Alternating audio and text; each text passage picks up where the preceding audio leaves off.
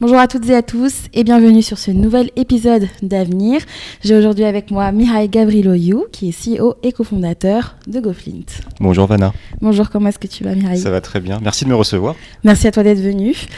Écoute, l'objectif de ce podcast, c'est d'en apprendre un peu plus sur toi, ton parcours et ton histoire, et bien sûr sur GoFlint.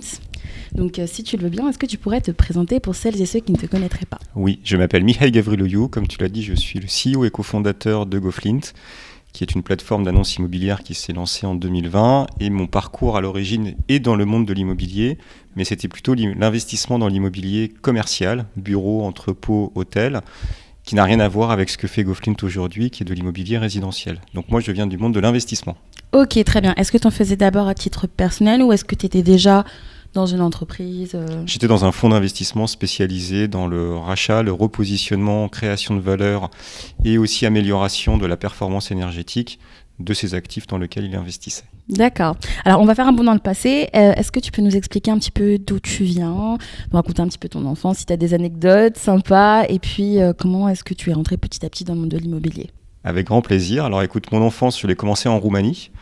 Et puis qui a été fui par ma mère qui m'a emmené dans ses valises quand j'avais 5 ans. J'ai grandi en France, sachant que j'avais déjà appris le français en Roumanie étant petit, donc c'est ma langue maternelle comme le roumain. Et en fait, depuis 14 ans, plutôt bientôt 15, j'habite en Angleterre. Et du coup, ce qui est intéressant, c'est que je peux voir ce qui se passe dans les pays anglo-saxons, qui sont souvent en avance au niveau des pratiques commerciales, au niveau traitement de la donnée, sur ce que nous, on peut faire dans le continent européen d'habitude. Et c'est une source d'inspiration constante.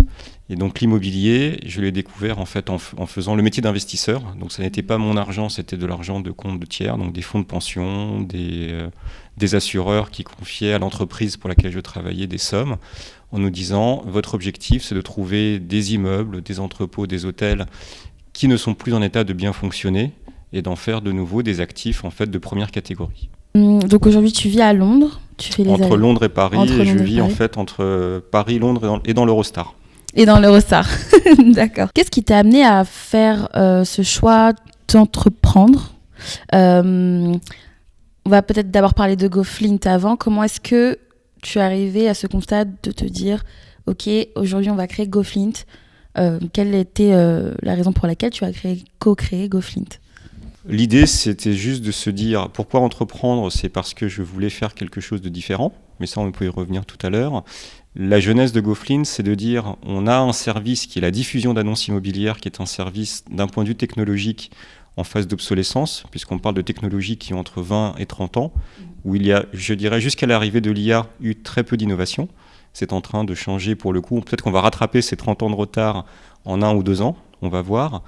Mais en fait, on trouvait, avec mon associé Jérémy, qui lui est agent immobilier, qu'il y avait une disproportion dans le coût de la diffusion d'annonces immobilières auprès des particuliers, qu'ils soient locataires ou acheteurs potentiels, et le niveau de technologie ou de technicité qui était requis pour le faire. En d'autres termes, en fait, on facture très cher une technologie dans laquelle on n'investit plus. Et on s'est dit, GoFlint, en fait, on va arriver en fin de cycle de cette technologie. Donc, en fait, la plateforme a commencé avec cette technologie. Et nous, on s'est rendu compte que ça ne coûtait pas si cher que ça de développer un portail d'annonces immobilières qui faisait une mission basique, qui est je collecte, je diffuse pour consultation et je mets en relation si le client qui va être toi ou moi ou n'importe qui est intéressé par un bien X, Y ou Z. D'accord, très bien. Est-ce que tu peux nous pitcher un peu GoFlint, du coup ? Je vais essayer de le faire très rapidement.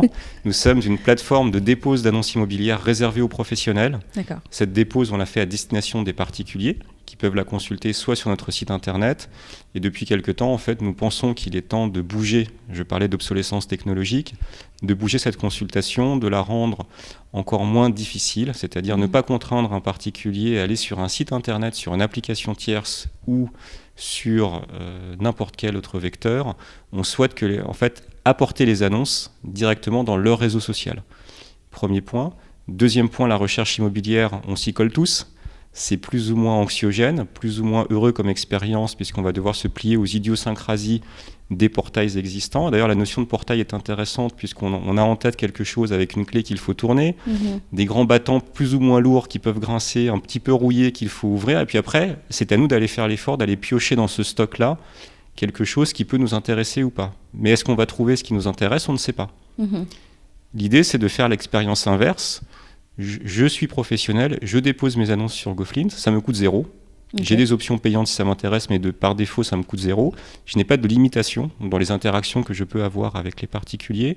Et c'est le portail qui va prendre la relève, qui va dire j'ai des particuliers qui ont des besoins, et c'est moi qui vais leur amener directement les annonces pour qu'ils n'aient pas d'effort. Et l'idée, c'est de passer d'une recherche immobilière qui dure en moyenne 41 minutes, selon Médiamétrie, à une recherche qui peut durer 1 à 2 minutes maximum, et que déjà au bout d'1 à 2 minutes, on ait une idée de ce qu'on cherche, et de savoir si ce que l'on cherche est pertinent ou non. Si on cherche avec un budget de 200 000 euros, un 500 mètres carrés avec vue sur le Trocadéro, très vite on va se rendre compte que ça va être difficile de satisfaire cette recherche. D'accord. Et du coup, donc, vous avez des filtres qui permettent justement à ces personnes-là de pouvoir affiner leur recherche? Nous avons 0 filtre. D'accord. Le seul effort que les gens doivent faire, c'est par exemple aller aujourd'hui dans leur compte WhatsApp, parler avec notre IA qui les attend en fait sur un compte WhatsApp, de dire à l'oral ou à l'écrit ce qu'ils recherchent.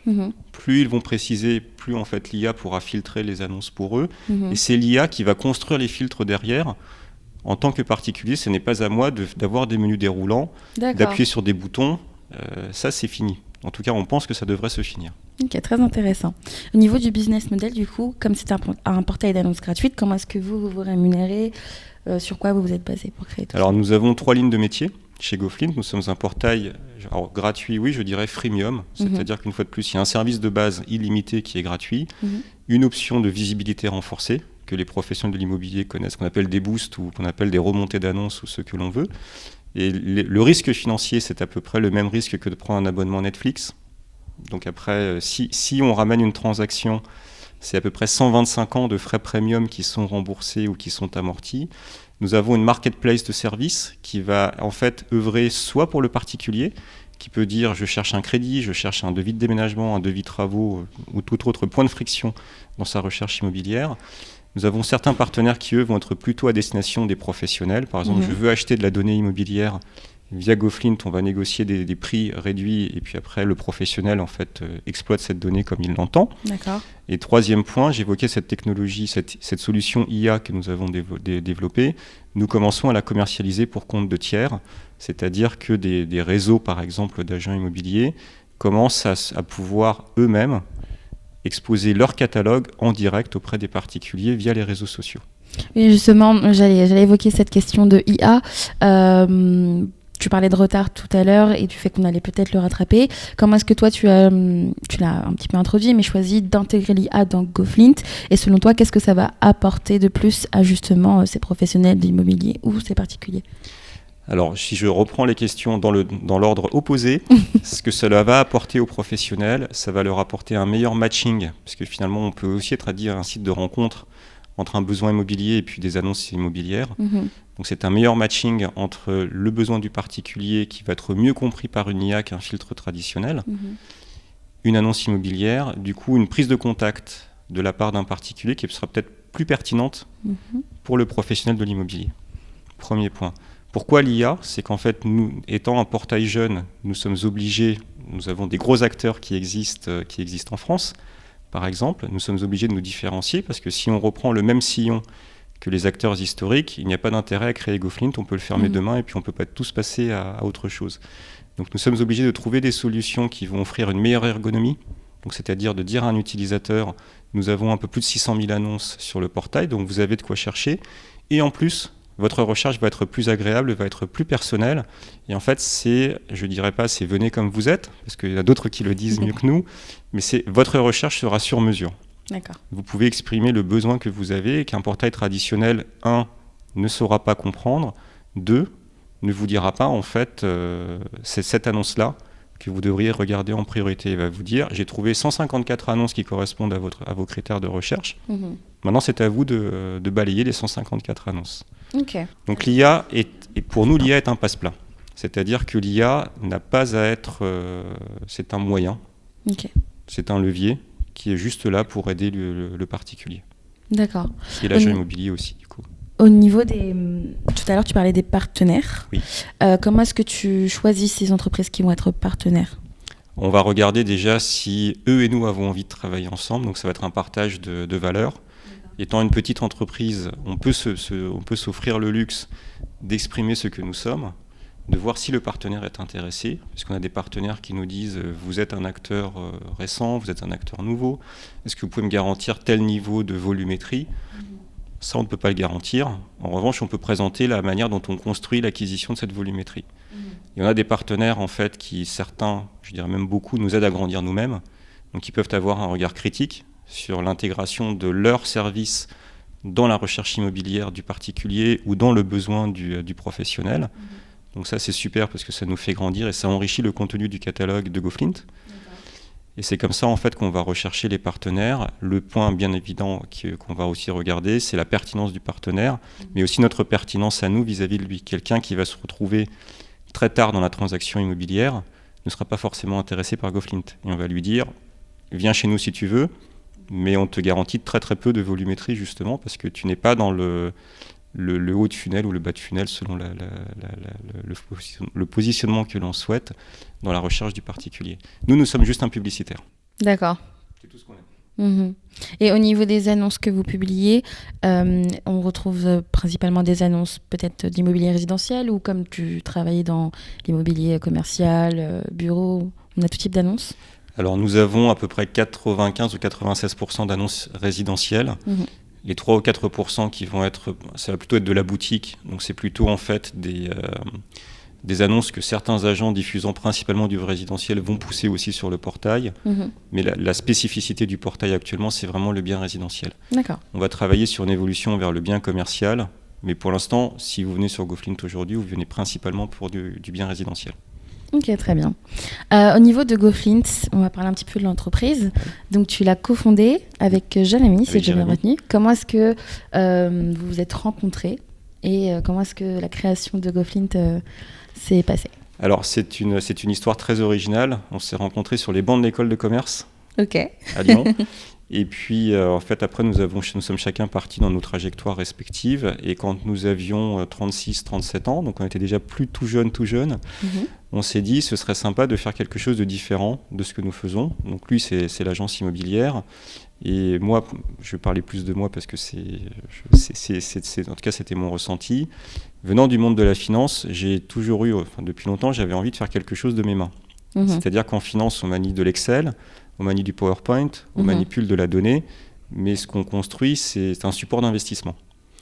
L'idée de ce portail, c'est de dire on va en fait créer une valeur ou redistribuer la valeur entre la diffusion d'annonces et l'annonceur ou le diffuseur qui est l'agent ou le mandataire immobilier qui est derrière. On crée un vrai produit et l'idée, c'est de créer aussi une communauté, tant pour les professionnels qui peuvent se fédérer autour de ce portail avec ce modèle économique un petit peu différent, que pour les particuliers qui peuvent en fait le trouver intéressant pour eux, de par exemple son ergonomie différente des portails traditionnels. Très bien. Et dans la création de GoFlint, donc aujourd'hui tu es CEO, mais quel est ton rôle au niveau du management des équipes ? Est-ce que tu es plutôt côté dev ? Est-ce que tu vas être plutôt côté opérationnel ? Alors je dirais que je suis plutôt côté commercial, marketing, levée de fonds, parce que c'est quand même des sujets auxquels on est confronté. Et stratégie, mais stratégie, ça va être un peu plus large. Je ne suis pas le seul à faire de la stratégie de mon côté. Et on a en revanche une équipe avec un CTO qui est vraiment l'équipe technique. Et en fait, cette équipe technique s'est étoffée puisqu'on a aussi maintenant un chef IA et data qui vient structurer. En fait, on a 2 piliers, la technique du site que l'on connaît et puis ce volet IA qui doit s'infuser progressivement dans la plateforme traditionnelle. Et est-ce que cette arrivée de l'IA chez vous, et même de toi, ce que tu observes, tu trouves que ça a chamboulé un petit peu les processus ? Est-ce que ça vous incite à avoir un certain rythme pour suivre la cadence, les concurrents et le marché ? Alors, suivre, ce qui est intéressant pour GoFlint, c'est qu'on est passé d'un modèle où, en tout cas, dans les premières années, on cherchait à répliquer ce qui se faisait par d'autres acteurs, pas forcément français, mais des acteurs notamment anglo-saxons ou asiatiques, qui vont souvent plus loin dans l'innovation, dans l'acquisition de visiteurs, à une politique en fait de novateurs, puisqu'à notre connaissance, nous sommes le premier portail à avoir commencé à montrer ce type de recherche il y a maintenant 7-8 mois. On l'a ouvert au public en février 2025. pour voir un petit peu comment cela prenait, comment cela se passait. Ok. Au niveau innovation, au niveau rythme, alors en fait, ça n'a pas trop chamboulé les processus parce que c'est tout nouveau, ou c'était très récent. On a commencé à travailler là-dessus, nous, en juin 2023. Donc on a vu ChatGPT sortir, et puis on s'est dit, il faut quand même en faire quelque chose. Au début, c'était pas forcément très clair, et puis en fait, c'est en travaillant cette solution que le produit actuel, Flinty, a commencé à émerger. Donc en fait maintenant l'idée c'est de toujours rester en pointe, c'est ce que l'on cherche à faire, mais on est dans quelque chose que personne n'a jamais mappé auparavant. On cherche un modèle économique, on cherche un modèle de développement, parce que finalement on parle beaucoup d'IA, notre IA à nous ça n'est pas une IA qui est là pour discuter de tout et de rien, c'est une IA qui est faite pour répondre à un besoin bien spécifique, tant de la part du visiteur qui va rechercher un bien, que dans la qualité du lead ou de la mise en relation qu'elle va chercher à transmettre aux particuliers. Donc nous, c'est une application de l'IA que l'on va chercher à faire. Et ce qui est, je trouve, super de mon point de vue, mais je pense aussi du point de vue de l'équipe technique, sauf parfois quand ils se tapent la tête contre les murs parce qu'ils ne savent pas comment sortir de telle ou telle solution difficile, c'est qu'on a un champ infini devant nous.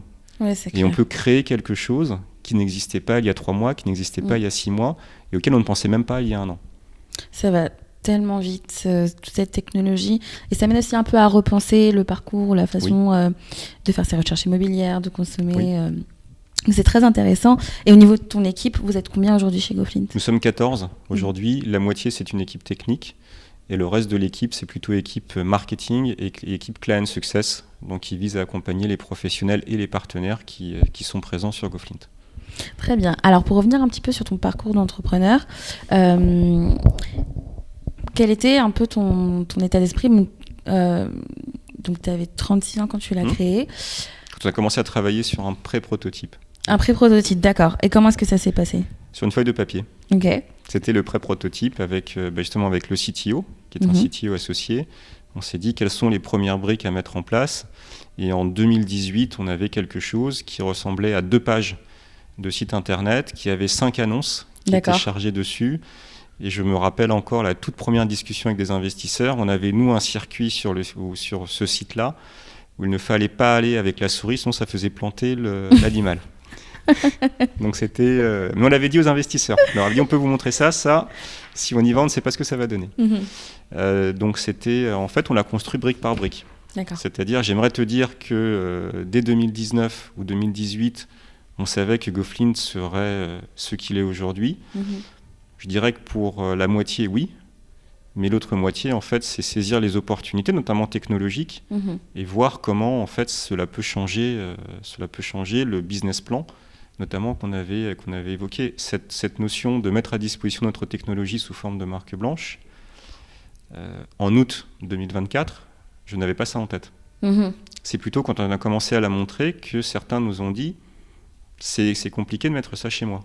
Donc on a commencé à dire, en fait, c'est pas si compliqué de cloner ce que l'on fait, de chercher à l'adapter aux besoins spécifiques que vous pouvez avoir. C'est clair. Et puis alors vous avez d'autres outils, si je ne me trompe pas, vous avez un outil qui s'appelle la Vigie, un baromètre de DPE. Alors c'est un baromètre de prix immobilier par DPE que nous avons créé en 2023. Et alors, la genèse, ça rentre en fait dans ces cases où finalement on a un besoin qu'on ne connaît pas lors du lancement, c'est-à-dire qu'on fait, je pense, comme beaucoup d'acteurs digitaux, du contenu sur notre site. Ça plaît aux particuliers qui nous visitent, ça plaît aussi à Google pour le référencement. Et en fait, le copywriter qui écrivait ceci me disait « J'ai trouvé une étude sur la valeur verte, qui est une étude que font les notaires, mais qui finalement était trop peu granulaire pour son besoin à lui, parce que c'était des chiffres par région, par exemple. » Et il me disait, où est-ce qu'on peut trouver de la donnée pour faire vraiment une analyse beaucoup plus fine de l'impact que le DPE peut avoir sur un prix de l'immobilier par code postal, par ville, par typologie de biens. Et on s'est rendu compte que ça n'existait pas. D'accord. Donc ça, c'est quelque chose on a eu ce besoin, on s'est dit, on va chercher à le construire nous-mêmes. Et c'est là où on a construit ça sous forme modulaire, c'est-à-dire qu'on a trouvé un partenaire avec qui on s'est associé pour le construire. On a fait rentrer cette année un deuxième partenaire qui s'appelle Kazam, qui lui va nous donner de la donnée travaux pour enrichir cet outil, pour qu'en fait la Vigie devienne un vrai cockpit pour les particuliers qui nous visitent. Et la bonne surprise, c'était qu'on a commencé à avoir des professionnels qui nous disaient, nous, ça nous intéresse aussi d'avoir accès à ces données-ci. Ok, très intéressant. Question que j'ai peut-être pas posée tout à l'heure. Pourquoi avoir choisi un modèle entièrement gratuit ou du moins freemium ? Alors c'est très prosaïque. C'est que le modèle de GoFlint, c'est un site qui vise à satisfaire une audience. Et on s'est dit, pour avoir une audience, il faut offrir quelque chose à cette audience. Et ce qu'on peut lui offrir, c'est du contenu. Donc c'est de l'annonce immobilière. Et les premières discussions de GoFlint, c'était est-ce qu'on fait donc effectivement un énième portail, parce qu'à l'époque c'était un portail, avec cette notion de clé à mettre, de portail qui grince un petit peu sous l'effet de la rouille. Et est-ce qu'on dit aux professionnels de l'immobilier, c'est 1 € par mois, 10 €, 50, 200 €. En fait, les grosses sommes, on s'est dit, ça n'a aucun intérêt parce que le marché est très bien occupé par beaucoup d'acteurs. Ce que l'on voit, c'est que pour beaucoup, c'est le premier ou le deuxième poste de dépense. En 2019, c'était un marché qui était encore haussier. Maintenant, les professionnels de l'immobilier sont beaucoup plus attentifs à leur base de coûts, puisque malheureusement, leur chiffre d'affaires, lui, s'est pris un coup dans le nez. Et donc, on s'est dit, pour acquérir le contenu, le deal de GoFlint, c'est de dire, vous nous donnez vos annonces pour qu'on les diffuse, et nous, on fait ça gratuitement. D'accord. Et ça nous permet de devenir aujourd'hui, de rejoindre les rangs des portails qui ont plus de 600 000 annonces en diffusion sur le site, parce que par rapport aux portails historiques qu'on peut avoir en tête, on est à un taux de couverture de plus de 80% de leur contenu aussi. Ok. Donc pour nous, c'est une manière aussi d'avoir une relation plus détendue avec les professionnels de l'immobilier, parce qu'on leur dit, vous ne mettez pas d'argent à risque, et si vous mettez de l'argent à risque, ça va être plutôt 15 € par mois, plutôt que 600 ou 700 € par mois. On va faire un petit focus marché. Oui. À ton avis, aujourd'hui en 2025, on parle beaucoup de reprises. Oui. Toi, quel est ton avis dessus ? Comment est-ce que tu le perçois ? Alors nous, ce que l'on voit en tant que portail, donc une fois de plus, je reprends mon rôle de publicitaire. Oui. Il y a des professionnels de l'immobilier qui peuvent parler de ce qui se passe réellement beaucoup mieux que moi. On voit une reprise des demandes de contact, cette fois-ci sur de la vente ou de l'achat immobilier, alors que 2024, c'était beaucoup plus la location qui tirait en fait la génération de leads de la plateforme. Quand on parle avec les professionnels qui diffusent chez nous, eux voient aussi beaucoup d'intérêt, donc beaucoup plus de visites, beaucoup plus aussi de propriétaires qui maintenant leur demandent en tout cas des rapports d'expertise pour se positionner éventuellement sur une vente ou non. On va voir, parce qu'apparemment, là, il se peut que la Banque Centrale Européenne continue d'abaisser encore un petit peu le taux directeur, ce qui devrait permettre en fait, de régénérer du pouvoir d'achat pour les particuliers qui veulent acheter un bien immobilier. Donc on voit, je dirais, nous, de l'effervescence, c'est-à-dire de l'intérêt. On ne voit pas forcément une forte reprise, en revanche, des transactions qui sont conclues. D'accord. Mais en tout cas, ce qui est intéressant, c'est qu'on pense que s'il y a de l'intérêt, c'est peut-être qu'au niveau du prix, il y a un écart qui est moins important que ce qui ne pouvait être entre ce que les acheteurs étaient prêts à payer et ce que les vendeurs étaient prêts à entendre. Et on voit par exemple que le DPE a aussi un effet là-dessus. Oui. C'est-à-dire que plus la note DPE est faible, plus l'acheteur va s'attendre à bénéficier en fait, d'une remise sur le prix qui est attendu. Et ce que l'on voit, en revanche, ça c'est quelque chose qu'on a commencé à constater depuis T3 2024, c'est que la passoire thermique, quand elle est bien pricée, pardon pour l'anglicisme, tend à devenir assez liquide sur le marché. Parce qu'il y a des acheteurs qui vont être intéressés, soit des primo-accédants qui se disent c'est une manière de mettre le pied à l'étrier, de devenir propriétaire pour un moindre coût, et puis je verrai plus tard ce que je fais d'un point de vue rénovation, soit quelques investisseurs qui se disent je suis propriétaire bailleur, effectivement je bénéficie de la décote, et c'est moi qui revalorise le bien plus tard dans mon portefeuille d'investissement. Ok. Très intéressant, parce que c'est vrai que vous êtes peut-être pas sur le terrain, mais au niveau de tout ce que vous diffusez, vous voyez quand même certains mouvements et aussi un équilibre entre offre et demande pour le coup. Tout à fait. Sur un point de vue peut-être un peu plus perso, et on va commencer à se diriger un peu plus vers l'avenir. Question un peu perso, à quoi ressemblent tes journées types ?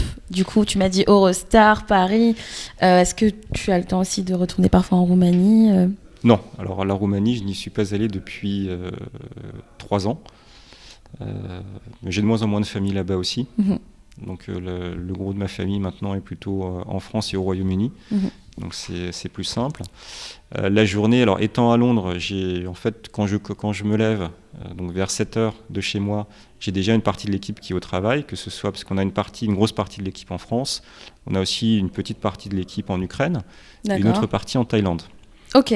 Ce ne sont d'ailleurs pas forcément des Thaïlandais. En Thaïlande, c'est des Français, mais qui sont partis pour des raisons personnelles s'installer là-bas. Donc le matin, généralement, je vais commencer à regarder ce qui s'est déjà passé. J'ai des mauvais réflexes, c'est-à-dire que je vais aller regarder le portail. Est-ce que le portail a chargé? Est-ce que le portail a toujours ses annonces? Est-ce qu'il a perdu ses annonces? Je vais regarder les statistiques d'audience, parce qu'en fait, dans la nuit, Google Analytics et Matomo, notre outil qu'on utilise, vers 4 ou 5 heures du matin, on finit d'agréger les données de la journée précédente. C'est aussi une manière de contrôler le pouls du site. D'accord. Parce que parfois, on peut se rendre compte qu'il y a des incidents techniques qui vont affecter l'audience, et c'est une manière de les déceler plus rapidement. Ensuite, on va avoir, alors c'est pas la manie des meetings, on essaie d'avoir des meetings de 10 à 15 minutes pour voir où est-ce qu'on en est par rapport à la roadmap, parce qu'on a une roadmap hebdomadaire, on a une roadmap à 3 mois et puis une roadmap, on va dire, quotidienne, pour voir quelles sont les tâches principales du quotidien. Ensuite, ça va être se rapprocher de l'équipe marketing et commerciale, voir comment les choses se passent, est-ce qu'il y a aussi pour eux des événements, parce que parfois il y a des choses qui peuvent bouger très vite d'un jour à l'autre. J'essaie de faire une micro-part de veille, veille techno, veille marché, puisque finalement on se rend compte avec l'IA que des modes commerciaux qui étaient dans d'autres secteurs peuvent commencer à venir s'adapter au monde de l'immobilier. Absolument. Et l'idée, c'est d'être toujours, c'est d'essayer de faire la course en tête et de garder un cap, qui est un cap où on va dire on a des objectifs qui sont relativement court terme, parce qu'on est une start-up. Donc si j'ai un projet à 5 ans, c'est plutôt à l'état de slide, dans un PowerPoint qui va rester. Et l'idée, c'est de voir les jalons qu'on peut poser sur 12 à 18 mois pour se rapprocher de cet objectif-là. Mais je dirais qu'il n'y a pas de journée type, puisqu'on a parfois des incendies, on a parfois des nouvelles idées. On a aussi la chance d'avoir des clients qui nous disent « Est-ce que vous pouvez faire ça ?» Dans ce cas-là, il faut, avant de dire oui, il faut qu'on regarde d'un point de vue pragmatique si on sait faire, s'il y a une rentabilité qui peut s'envisager, si ça peut se décliner pour d'autres clients. Donc il n'y a pas de journée type chez GoFlint. Ok. Est-ce que... Ah oui, quelle est, en tant qu'entrepreneur, CEO, la plus grande leçon que tu aies apprise, peut-être aujourd'hui, même en tant que manager d'équipe? En fait, j'en ai appris plusieurs. Celle que tu retiens le plus, pardon.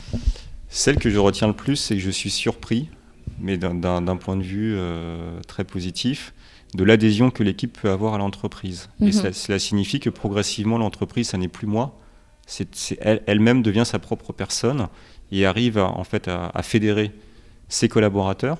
Et on a la chance d'avoir tant des employés que des prestataires externes qui, pour certains, sont avec nous depuis 3-4 ans. Donc, en fait, qui restent attachés à ce projet, que des pros de l'IMO qui nous disent « Comment est-ce que je peux vous aider ?»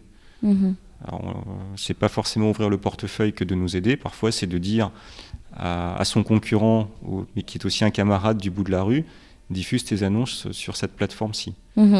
Et c'est ça, en fait, que je trouve assez incroyable, c'est qu'on est parti d'un projet sur une feuille de papier à quelque chose qui arrive à rassembler l'intérêt de gens dedans, mais aussi de gens dehors. En termes d'objectifs, on va arriver à la moitié de l'année, mais est-ce que vous avez des objectifs précis, chiffrés? J'imagine que oui, chez GoFlint. Est-ce que tu peux nous en parler un peu? Alors j'ai des objectifs chiffrés, j'ai la chance d'avoir des investisseurs qui ont investi depuis le début. Donc, par exemple, la dernière levée de fonds que nous avons faite début 2024, c'était le tour de table existant, qui a souhaité soutenir l'entreprise. Et donc j'ai eu le luxe de ne pas avoir à partir en mini roadshow pour trouver des nouveaux investisseurs. Ce qu'ils attendent, c'est une entreprise, pour l'instant, ils regardent les KPIs de l'entreprise, qui vont être sa diffusion d'annonces, des KPIs techniques, des KPIs, bien entendu, de progression de chiffre d'affaires.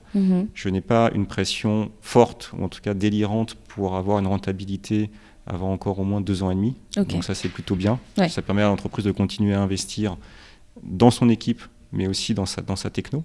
Parce que c'est comme ça que nous, on pense qu'on va créer la valeur dans cette entreprise-ci. Et puis au niveau des objectifs, c'est surtout du déploiement de marque blanche de notre solution Flint E pour le compte de professionnels de l'immobilier, qui nous permettent d'un point de vue bien entendu de faire du chiffre d'affaires. Et on se rend compte que ce chiffre d'affaires est finalement beaucoup plus conséquent que le chiffre d'affaires de la plateforme traditionnelle, il y a une récurrence plus forte et surtout on apprend puisqu'en fait on va confronter notre conception du produit avec des besoins particuliers. Et à chaque fois qu'on a une nouvelle marque blanche qui rentre en prototypage, en fait, ça enrichit toutes les autres marques blanches. Oui, c'est ça. De l'attente de ce client particulier. C'est tout un écosystème, en fait, qui grandit. C'est ça. Donc, on arrive sur un petit jeu de la fin que j'instaure pour chacun de mes invités. Ok. Donc, c'est un tu préfères. D'accord. Donc, moi, je te pose 2 situations. Tu en choisis une et tu justifies ou non D'accord. par rapport à ça. Alors, est-ce que tu préfères prospecter avec des outils ultra tech ou miser sur le réseau du bouche à oreille? Alors, bizarrement, je pense que je préfère le réseau du bouche à oreille. Ok. Pourquoi ? Parce que je trouve que c'est plus agréable que d'avoir juste une machine face à moi qui... C'est vrai. Est-ce que tu préfères travailler avec des indépendants agiles ou des grands groupes structurés ? Alors, ça dépend. Est-ce que tu me poses la question devant mes investisseurs ? Ça va être les grands groupes. Si tu me poses la question du quotidien, c'est plutôt des indépendants agiles. Ok, très bien. Est-ce que tu préfères proposer une solution ultra spécialisée ou construire une suite complète de services ? Intéressant du coup un peu avec l'écosystème actuel. Alors je pense que pour l'instant, on offre une solution qui est une solution spécialisée dans un métier. Et en revanche, si je reprends l'exemple de tout à l'heure, on a des nouvelles briques qu'on développe parce qu'on a des clients ou des prospects qui nous disent « j'aimerais avoir ceci, j'aimerais avoir cela ». Mais ce que nous, on souhaite, c'est avoir déjà, on va appeler ça une V1. Une V1 en fait qui déjà remplit sa mission de A à Z avant de commencer à lui rajouter des fonctionnalités complémentaires. Est-ce que tu préfères te concentrer sur la France ou viser l'Europe ? Et c'était ma question de tout à l'heure avec Flinty. Est-ce que vous avez une cible internationale du coup ou est-ce que vous resterez plutôt dans l'Europe ou voire en France ? Alors la plateforme immobilière GoFlint, pour l'instant, va rester en France. Oui. Parce que ça n'est pas compliqué d'avoir des annonces à l'étranger, mais ce qui est compliqué, c'est de les mettre en avant de manière pertinente. C'est-à-dire que si je récupère de l'annonce allemande dans mon portail français, ma plateforme française, ça n'aura aucun intérêt, ni pour l'annonceur, l'agent allemand, ni pour mon audience française. En revanche, oui, Flinty, nous souhaitons l'exporter hors de France. Ok, entendu. Du coup, te concentrer et viser l'Europe par rapport à la question ? Alors pour l'instant, les premiers prospects que l'on a sont plutôt en Europe du Sud, qui sont aussi des pays avec une pénétration encore plus forte, par exemple de WhatsApp. En France, on est à 67%, on a à peu près 43 millions de comptes WhatsApp. Dans des juridictions ou des marchés comme le Portugal, l'Espagne, l'Italie, on est plutôt sur des taux de pénétration entre 85 et 90%. Donc il y a beaucoup plus d'adoption. Et l'autre point qui nous intéresse, je pense, quand on parle d'IA, ce serait le marché nord-américain. Ça, pour l'instant, on cherche encore des contacts et des relais pour y accéder. Ok. Est-ce que tu préfères une boîte rentable rapidement ou levée pour scaler plus vite ? Je préfère la rentabilité quand même. Tu préfères automatiser à 100% ou garder toujours une part d'humain dans la boucle ? Alors, je ne pense pas qu'on puisse automatiser à 100% de manière heureuse, parce que je pense que l'IA, on n'en a pas parlé, l'IA telle que nous la concevons, c'est un outil, ça n'est pas un pilote ou un copilote comme on peut nous le dire. Pour nous, c'est un outil comme Excel pouvait être un outil il y a 30 ans, quand il est apparu, sauf que c'est un super Excel qui va beaucoup plus vite et qui peut faire beaucoup plus de choses qu'une suite bureautique standard. Et on se rend compte qu'en revanche, l'IA n'a pas de bon sens. Oui. Elle peut nous donner une réponse, on va les remettre en question, elle va dire « Ah oui, c'est vrai, je me suis trompé », ressortir une autre bêtise avec le même aplomb, et on peut la re-questionner à l'infini. Donc elle n'a pas encore cette capacité de dire « Je raconte des choses qui sont plausibles ». Elles sont plausibles, mais elles ne sont pas vraies. Et ça, dans la relation client, en tout cas dans le service que l'on souhaite offrir, on souhaite garder quelqu'un, une personne humaine, plutôt en première ligne. Que l'IA préqualifie, mais l'IA ne sera pas là pour prendre la main dans la relation avec le client ou avec le visiteur. Nous, on ne lui fait pas assez confiance pour ça. Je comprends. Écoute, c'était la fin de ce podcast. Merci beaucoup, Mihai. On te souhaite tout le meilleur à toi, GoFlint, et un grand succès pour Flinty aussi. Et merci beaucoup. Merci à toi.